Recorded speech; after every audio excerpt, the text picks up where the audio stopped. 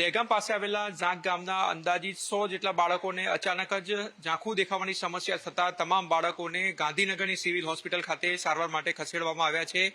વાત કરવામાં આવે તો જે ઝાંખ ગામ આવેલી છે તેમાં જે એમ દેસાઈ જે છે સ્કૂલ આવેલી છે, વિદ્યા મંદિર, તે હોસ્ટેલ છે, નિવાસી શાળા છે અને તમામ બાળકો જે છે અંદાજિત 105 જેટલા તેઓને અચાનક જ જે છે તે ઝાંખું દેખાવાનું શરૂ થયું હતું અને તેના જ કારણે તમામ લોકોને ગાંધીનગરની સિવિલ હોસ્પિટલ ખાતે જે છે તે સારવાર ખાતે ખસેડવામાં આવ્યા હતા। બાળકોનું કહેવું છે કે સવારે સ્નાન લીધા બાદ તેઓને અચાનક જ દેખાવાનું જે છે તે બંધ થયું હતું। જોઈ શકાય છે કે તમામ જે વોર્ડ છે તેમાં બાળકોને ખસેડવામાં આવ્યા છે। 10 જેટલા બાળકો એવા છે કે જેઓને સૌથી વધારે તકલીફ હતી તેઓને અહીં ખસેડવામાં આવ્યા છે।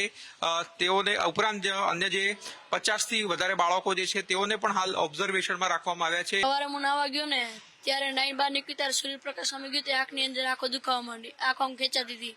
નજીક જોડાપડા જોડે ચોપડી હતો એમાં દેખાતું નતું એટલે તપાસ કરવા લાયા। હવે કેવું છે? અત્યારે કમ્પ્લીટ બાટલો કોઈ તકલીફ છે બેટા? ના અત્યારે કઈ નહીં, કાલ રાતે થોડું હતું એટલે એના પછી ઇન્જેક્શન 3 મારે ને બાટલો ચડાવ્યો એટલે અત્યારે રેડી છે।